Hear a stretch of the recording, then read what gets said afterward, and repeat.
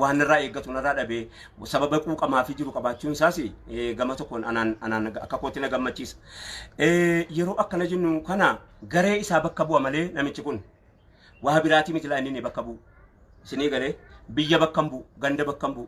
Sababa nama tokkootiif jecha isinii galee nama naannoo isaa dhaloota isaa achi baaftee ilaaltu inni tarii ajandaa kana godhatee akkana namni kun gargar qoqqoodamee jedhus haajomuun isaan mala. Lakkii abadan nuti ummata gowwaa miti ummata quraana harkatti qabu. Nuti ummata quraana qabu, ummata ergamaa rabbiitti amanu, ummata ergamaa rabbii jala deemu. Nuti ummata ija banatee bitaa mirgi keenya beeku. Kanaaf wanni inni tolchuu dhufe immoo waa baay'eetu jira. Haasaan namicha kanaa kun wanni inni tolchuu dhufe waa baay'eetu jira. Tokko eessinuu nan ilaallatu jedhee akka inni ragaa ofirratti. Eessinuu nan ilaallatu jedhee qaamni adda addaa akka inni ana bakka bu'u jettee ijoolleen naannoo Wallaggaa, ana bakka bu'u jettee ijoolleen naannoo adda addaa akka isiin dubbattuudhaaf na bakka bu'u. Namichi kun ganda kan kollee bakka bu'u, mana kollee bakka bu'u maatiin jedhu akka inni argamuudhaaf rabbii kana godhe maslahaa guddaa isaa of keessaa qaba. Maslahaa guddaan inni qabu kan biraa keessaa uummata dhaabaa adda addaatiin wal qoodee, wal foo'ee yookaanis immoo tokkummaan gamtoomni hawaasa keenyaa kan inni diigamee badee jedhetu iyyuu waan tokko wajjin dhabne waan ta'eef waan tokko sana irratti akka namni barbaadatu nu godhe. Isinii galee kanaafanii dabballeen gaafa bara 19 gaafa chaartirii sana baddaa keessatti dhufee waan nutti dubbate suni dhokatanii warra waa gaggeeffatu la jira kana. Wanni isin jala sanartanii beekuu qabdan. Jiru yeroo kamiinuu eessayyuu walii danqaa ta'u, wantumti gufuu ta'u, wantumti deemsa keessatti maarkeetatti gufuu ta'u namoota akkanaa dhokatanii jiran eenyuun ofirraa dammaqee beekkachuu qaba. Eenyuun ofirraa dammaqee ofirratti akeekkachuu qaba. Eenyuun akka dammaqee mana koo keessallee yoo inni jiraate mana ofii xaarachuun dirqama. Dirqama mana ofii nama akkanaa baadhatee namni biyyee saddeet tokkoon gahuu hin danda'u. Kanaaf akka inni mana ofii ilaallatu, mana ofii eeggatu, mana ofii jabeeffatu, eessaan qilleensi seenaa jira, eessaan roobni gannaqaa jira, eessaan manni dhimmisaa jira, eessaan galaannina seenaa jira jechuun dirqama sa'aatiin ta'u kana keessa jirraa jechuudha sa'aatii kana keessa. Jechi namicha kanaa wanni nu hubachiisu wanni irraa fudhatamu, wanni irraa fayyadamnu baay'ee isaa irraa qabna. Maal inni nutu sunnaa irraa fagaata. Akka nuti sunnaa jabeeffannu nutu waa'ee ergamaa rabbii tarii tarbiyaa ijoollee leenjisaa hin jirre. Nuti yoo akka nuti ergamaa rabbii kan dur daran waa'ee ergamaa rabbii alayhi salaatu wassalaam leenjifnee gara fuulduraatti ijoollee siiraa tokkoon siiraa sahihaa ijoollee qaraasifannee akka nuti gabbaafnu nu godha tokko. Lammaffaa tokkummaa hawaasa keenyaa tokkummaa isa kanaan dura waan tokko waliin namni waan tokko waliin dhabe walii waan sana barbaada bara. Walii waan sana barbaadaaf akka nuti waan sana waliin barbaadnu nu godha. Sadaffaan immoo ummata amantii biraa hordofnu ummanni kun ergamaa rabbii wanni jedhe akka kana hordofaniif maal inni jedhe akka jedhu nu qoratu godha. Namni hin jedhe sila peejii kan haasaa dhaqee irraa kaasee dukkanaa jettanii jennaan yookaanis hin dhaga'amu yookaan hin jallate yookaan hin qallate jennaan inni kaasuu mudadhee bara. Namni waa'ee maatama gaandii beeku, maatama gaandii namicha sa'a gabbaru, maatiin maatama gaandii sa'a gabbaru, loon gabbaru, waan barbaadan gabbaran amantii jaraatii kabajaa qaba, amantii jaraa hin kabajama. Isinii galee looni gabbaranii miti biyya isaatti ganda isaatti nu qalannee nyaanna jaraa moo rabbiin ta'uun malti loon nu moo qalannee nyaanna keenya nuti sii mala jiraachuu hin dandeenyu. Eega amantii namaa immoo kabajuun dirqama isaati. Namichi amma dhufee amantii keenya tuqe kuni safuu Oromoos hin beeku.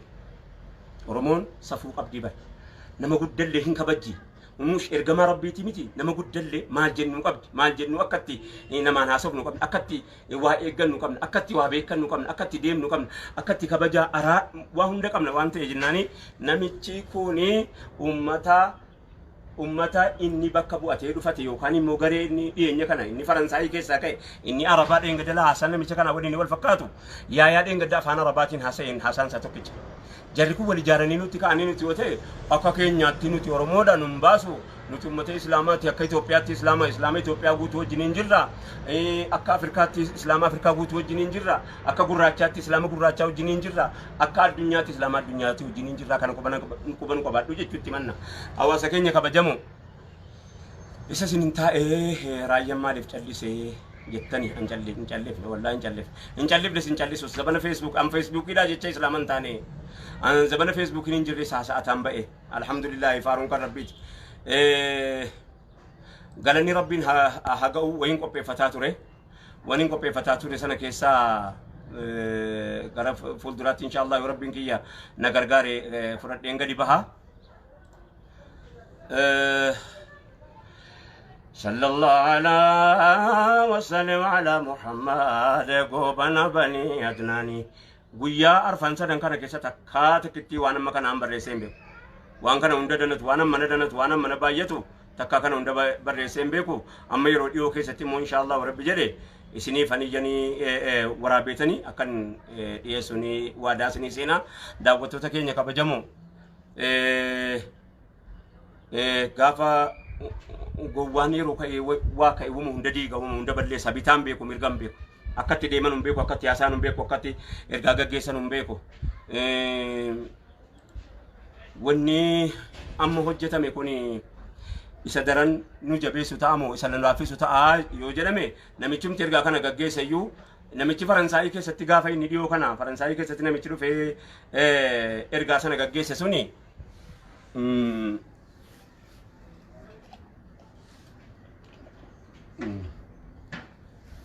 namichi ergaa sana dhufee gaggeesse suni waan inni hojjetee deeme silaa dhageessanii ajaa'iba jettu waan inni hojjete keessaa Faransaayii maal inni ergamaa islaamaatti tuqame ergamaan islaamaa eenyunni akka jedhee jedhan godhe maaliif jennaan waqtii koronaati waqtii koronaa sana namni manatti deebi'ee jira faranjiin waa dubbisuu jaallate xabiyaasii keessatti warri biyya faranjii jiru hundinuu beeka sa'a sana keessa maa inni namichi sa'aatii fursaa keessa dhufee ergamaa rabbiitiin lole baga lole maaliif baga lole jette yoo jettanii ummata utuu nu waamin nu dhiibnee ummata waamuu dhiibnee gallee jennaan nu gallee jennaan namichi dhufee mana keessatti daawaa godhe waa'in ergamaa rabbii Faransaayii keessatti ilaa har'aa namni na sallamaa jira ilaa har'a namni ergamaa rabbiitiin atileet yoo namanni illee ergamaa rabbiitiin wal baree jira kanaafanii ergamaa rabbii eenyu isaanii sallallahu alaihi wasallam ala Muhammad goobana banii adnaani nabiyyi keenya isaan hundaaf firaa rahmataan ergamaan hundaaf laafu garaa seenaan isaanii waraabameen dhumu baaraa